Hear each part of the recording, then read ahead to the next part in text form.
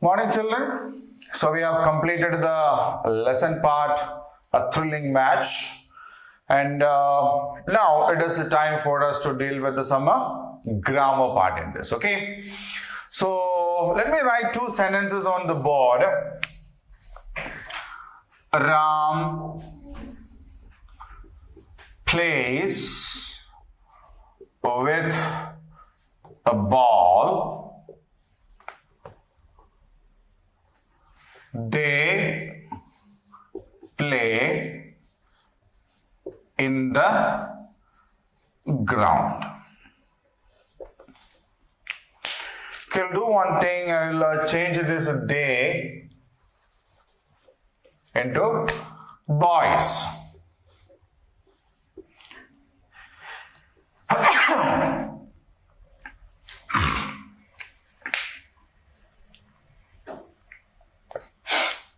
Okay, so two sentences are there. Ram plays with the ball. Boys play in the ground. So in this, we will identify the verb, and plays is the verb here. Play is a verb in this. Okay, so this verb is, or this verb is said to be in a simple present tense. Okay, that is in a simple present tense. Right? So when we write a sentence in a simple present tense, or when we use a verb in a simple present tense, we write the subject. Subject means a doer. Okay, then the verb and the remaining part of the sentence. Just like the boys. Boys is a doer here. Boys is a doer here. Then the verb was play. Balance part was in the evening. Okay, so in this sentence, the doer means somebody that does the action. Verb is the action word, isn't it? A verb is called an action word because verb denotes an action. Okay, so this action is done by whom? Boys, isn't it? So in this sentence, the verb is play and the action of playing is done by boys. So this boys is known as the subject of the sentence or the doer of the action.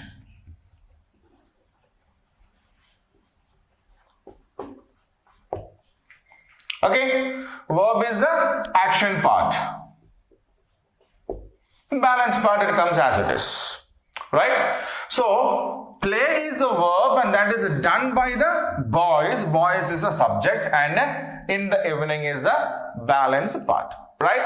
So let me write another sentence there. Ram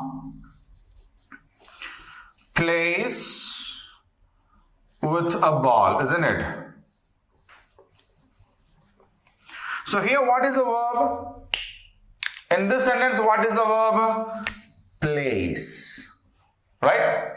And who is the subject here? Ram. So first comes the subject Ram, then comes the verb plays, and then the balance part. So both these sentences are actually in a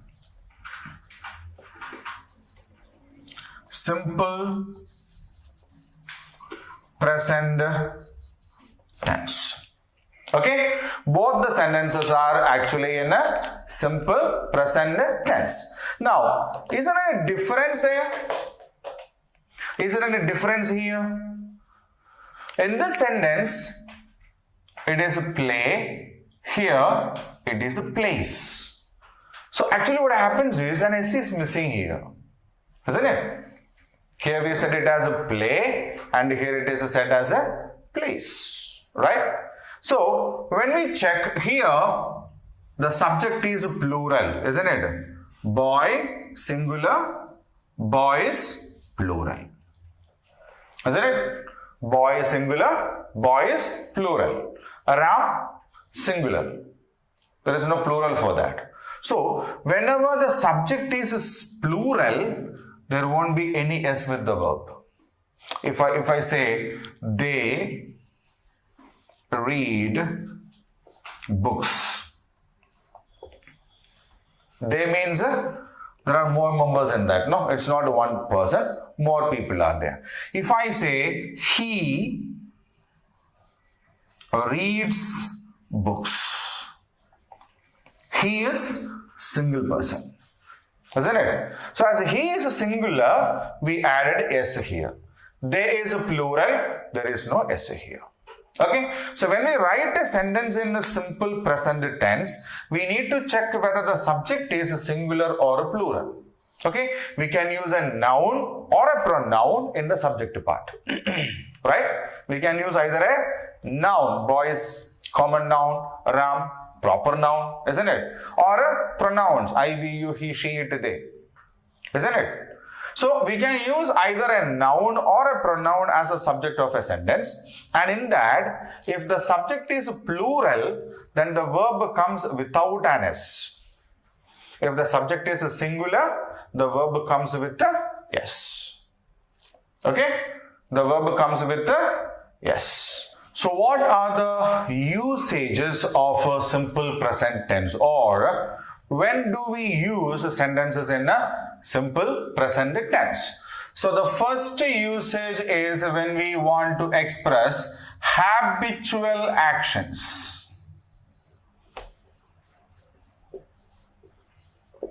Habitual actions. So what do you mean by habitual actions? Habitual actions are those actions which are our habits. Which are our habits. For example, I say, I wake up at 6 o'clock.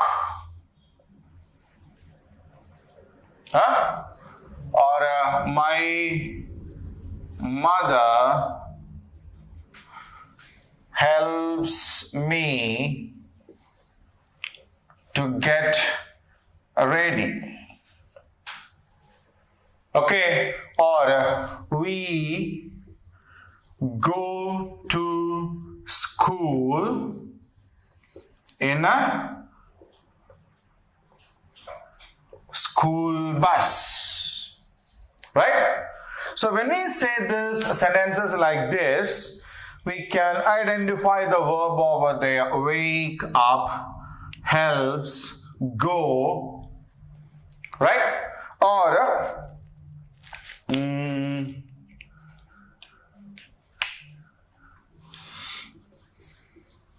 my brother eats chocolates every day. So in this sentence what happens? Yeah, the verb is eats. Right? It's eats. So when we have to express habitual actions like this, then we write those sentences in a simple present tense.